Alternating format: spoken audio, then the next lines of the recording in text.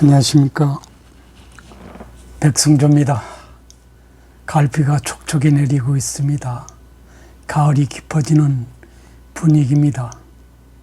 대성 전국이 요동치는 가운데서 소위 성남 대장동 사건이 전국을 뒤흔들고 있는 그런 상황입니다.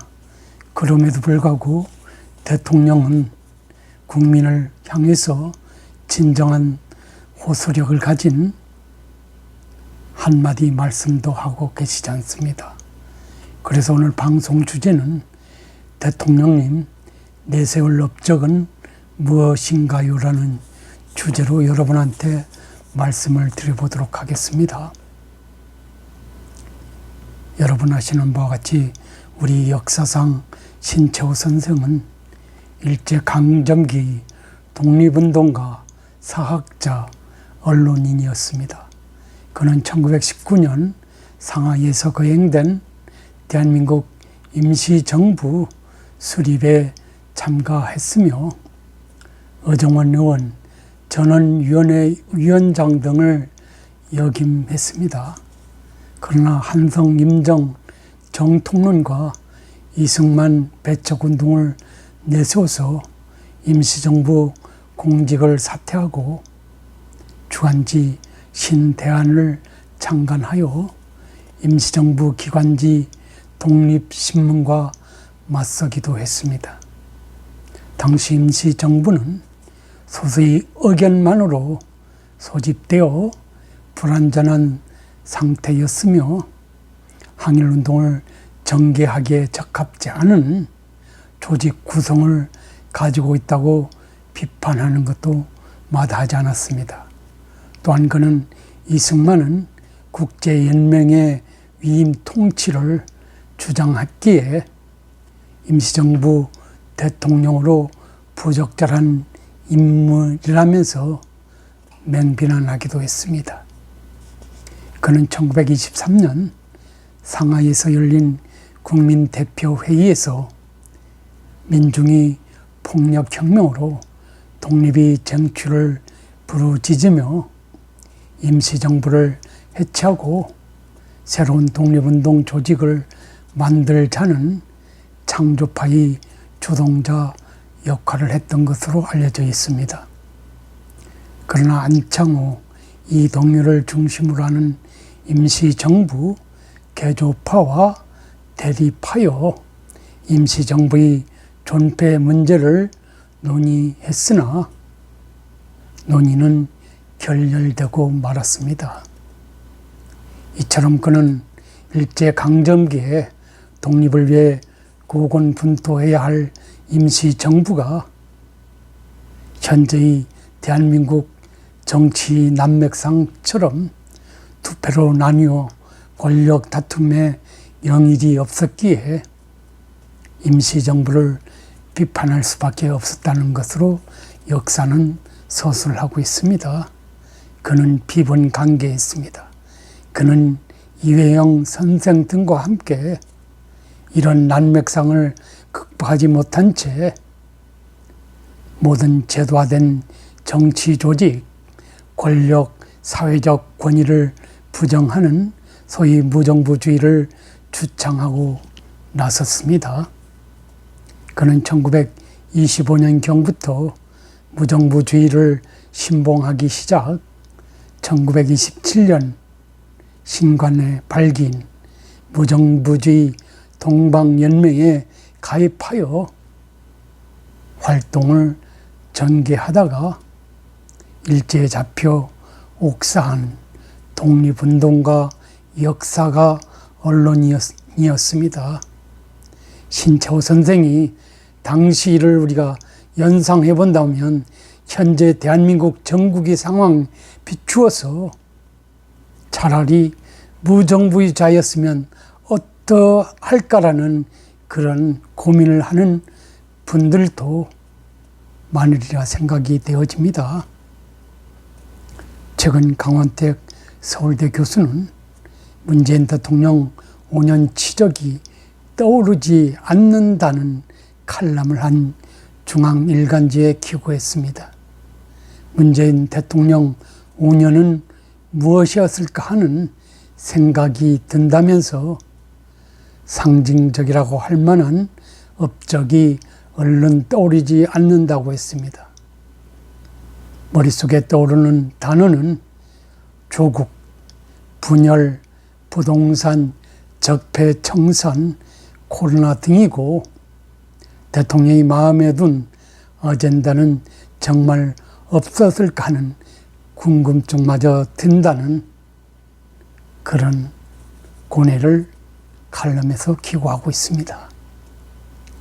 저도 상당히 공감하는 그런 내용이라고 보아져서 오늘 방송을 하게 되는지도 모르겠습니다.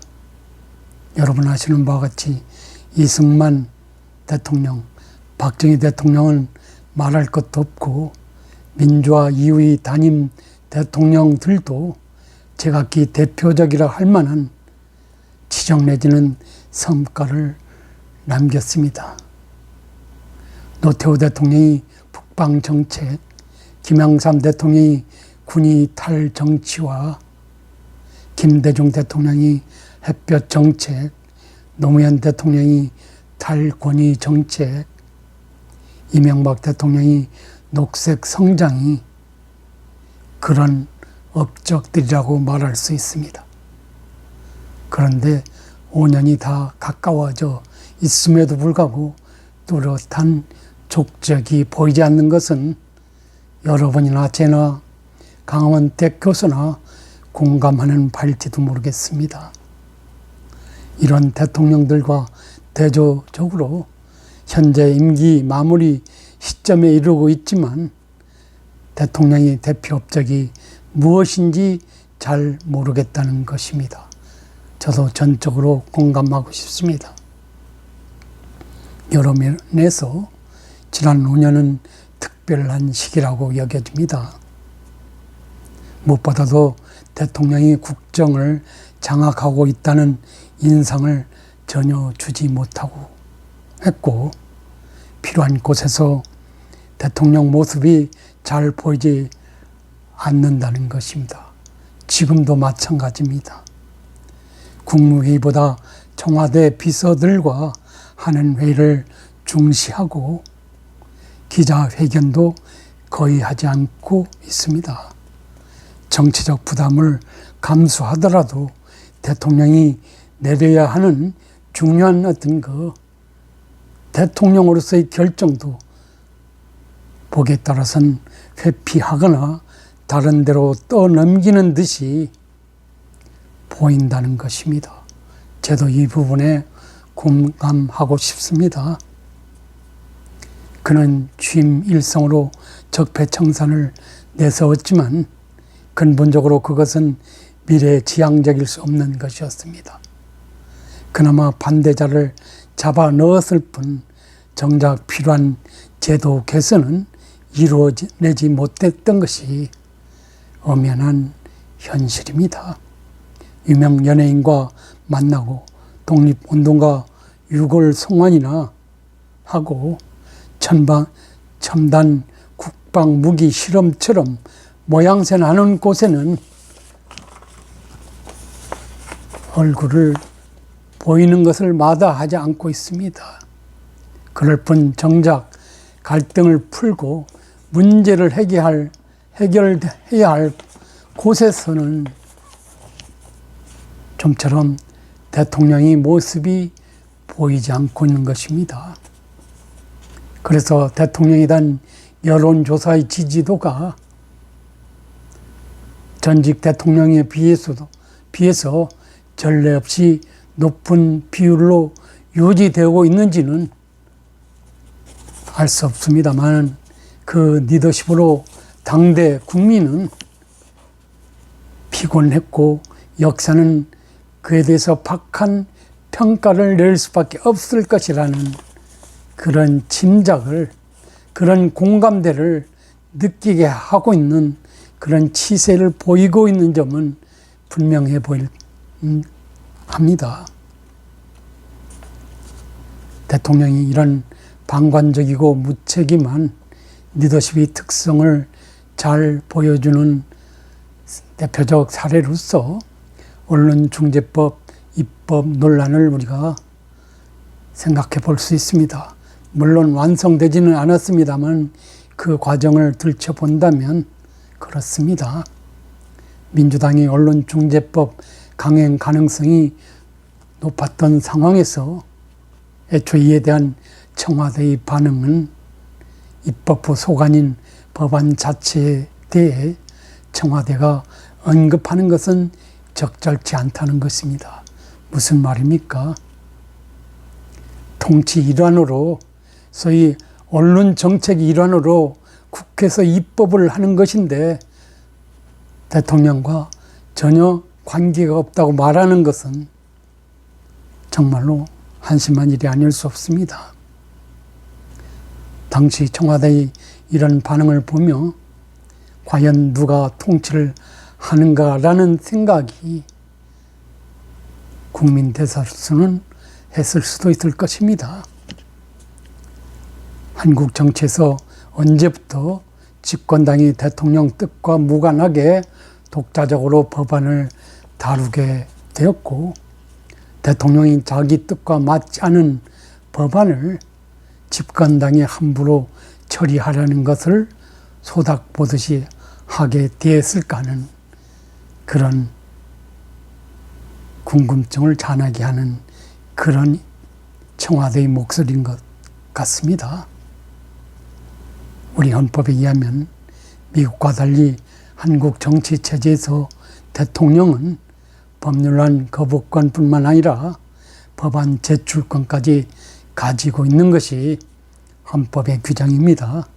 그래서 입법 과정이 전적으로 입법부 소관이라고 말할 수 없고, 어쨌든 통치를 위한 정책을 소위 서포트하는 입장에서 국회에서 입법이 만들어지고 있는 그런 현상이라는 것을 대통령은 그저 무시하고 싶을 뿐이었던 것 같습니다.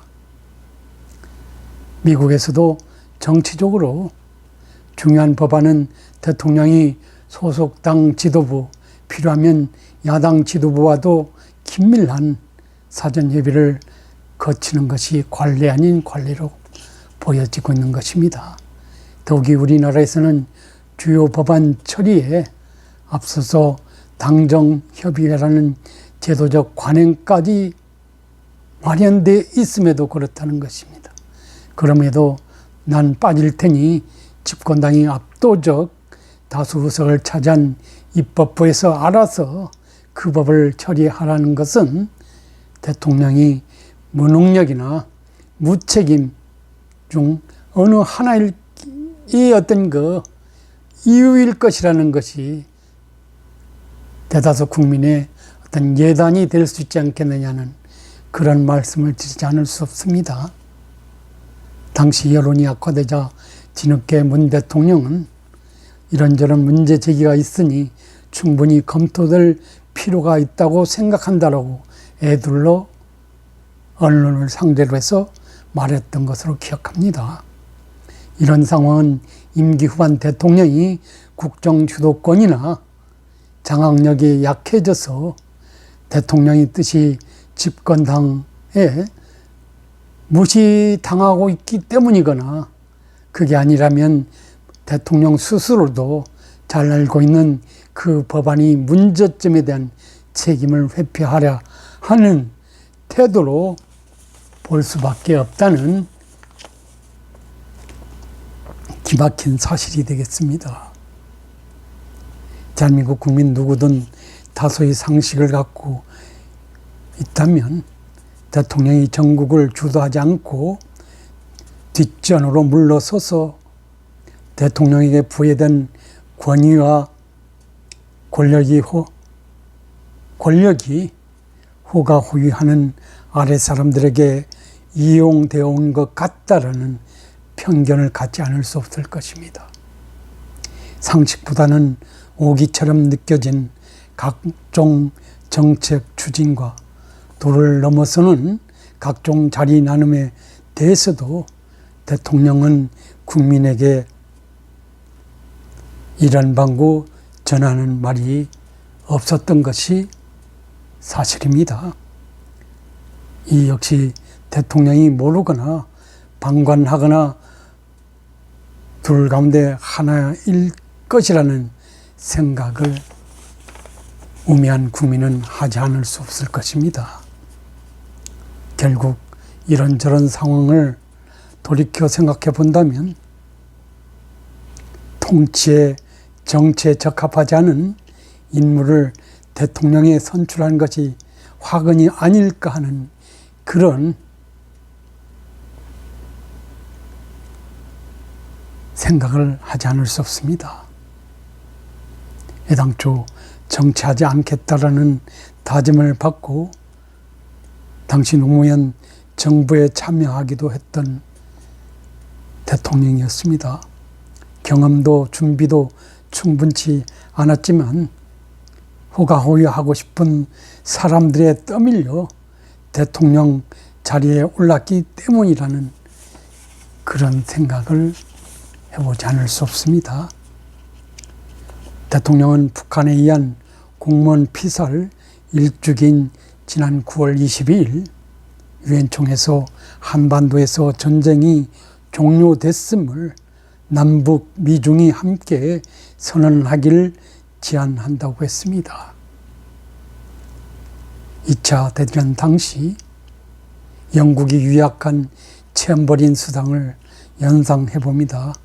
히틀러에 당한 그 영국 수상 말입니다. 당시 국방부는 9.19 군사비가 평화를 가져왔다고도 했습니다. 외교부 장관은 대북 제재 완화를 검토할 때라고 장단을 맞추었습니다. 이런 상황에서 북한의 김여정이 종전선언은 좋은 발상이라며 남북 정상회담을 언급하자마자 정부는 곧바로 환영 일색이었습니다. 청와대는 베이징 동계올림픽에서 정상회담 가능성을 열어놓고 있다고 하기도 했습니다.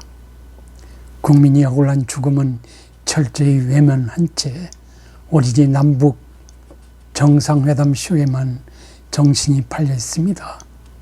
유족은 대통령 가족이 당해도 이렇게 할 것이냐고 지금도 울부짖고 있는 상황에서 말입니다. 1인의 국민 일자로도 대통령이 통수권적 관점에서 반드시 지켜줘야 하는 그 책임이 있음에도 불구하고 본체만치하고 있는 것입니다. 최근 대통령 지세의 난맥상 등에 비추어서 국민 누구든 우리에게 나라는 대통령은 정부는 어디에서 무엇을 하고 있느냐고 그리고 누가 대한민국을 통치하고 있기는 하냐라는 상식 아닌 원초적 질문을 던지고 싶을 정도로 대한민국은 이상한 나라가 되어 있습니다. 나라가 분명히 있으나 없는 듯하고 자유민주주의 이념을 가진 대통령을 뽑았으나 대통령은 언제부턴가 헌법에 의한 선서를 무시하거나 망각하고 좌편향적 이념에 사로잡힌 대통령이 돼서 자유민주주의 대한민국 통치 근본을 뒤바꿔 놓고 있는 것도 엄연한 사실이 될 것입니다. 느슨하게 돌아가는 행정은 엉망진창이 되어가고 있는 듯하고 자유민주주의 법치주의는 중국식 사회주의 체제의 법률 만등주의를 반복해 할 정도로 변질되어 있고 네 편 내 편으로 나누어서 민주당 반대편 국민들을 스트레스 받게 만들고 있을 뿐입니다. 이는 통치가 전혀 정상적으로 돌아가지 않고 있다는 것을 징표한다고 할 것입니다. 더욱 화나게 하는 것은 대통령은 전체 국민을 위해서 필요한 영을 발령해야 할 때 발령하지 않고 오직 자기 편을 위한 사탕 발린 영을 발령하는데 초지일관하고 있는 대통령이 허세입니다. 특히 대통령은 일개 성남시장이 설계한 공공개발 논란이 전국을 강타하고 있고 공권력에 의한 정상적 수습이 되지 않고 있으며 그로 인한 국가 공권력이 난맥상이 극에 달려 있음에도 불구하고 묵묵부답으로 일관하는 의연함입니다. 악성 루머만이 온 나라의 모든 것을 삼킬 유세이나 대통령은 살아있는지 어디서 무엇을 하고 있는지 그 존재감을 국민을 향해서 드러내 보이지 않고 있습니다. 그렇다고 대통령을 대신해서 어느 누가 대한민국의 정상화를 위해 속전속결의 조치를 취하고 있는 것도 아닌 듯합니다. 그 이유는 자기 편에서 벌어진 일이기 때문에 못 본 채 하고 있기 때문입니다. 검찰 등 권력기관, 언론기관, 사법기관 할 것 없이 정권이 신여가 되어 있는지도 오래입니다. 이들은 이 난국 상황을 더욱 왜곡, 확대, 조작하면서 사태를 더욱 부채질하고 있는 주역으로 둔갑해 있기도 합니다. 1623년 광해군 15년에 서인 세력이 대북파를 몰아내고 능양군 인조를 왕으로 옹립한 사건을 우리는 인조 반정이라고 합니다. 그 정쟁을 일삼고 나라를 돌보지 않은 결과 국원이 기울어져서 결국 1910년 일제에서 경솔국지를 당할 수밖에 없었다는 것이 생생한 역사의 기록입니다. 어지보 400년 후 당시 여당인 새누리당 일부와 현 집권 민주당 간이 야합농간에 의해서 박근혜 대통령이 탄핵되고 정체불명이 임년 정당이라 할 수 있는 민주당이 집권 세력이 되어 문재인 대통령 시대를 활짝 열어놓습니다. 하지만 지금 임기 말 모든 치세가 기대 이하로 곤두박질치고 있습니다. 뭐 하나 정상적이지 않습니다. 경제를 비롯해서 국정은 갈팡질팡 그 자체라고 비판하지 않을 수 없습니다.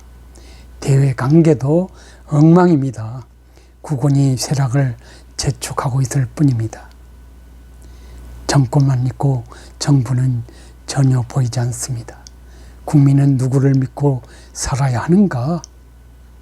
지금 대한민국은 무정부 상태인가를 묻고 싶을 정도입니다.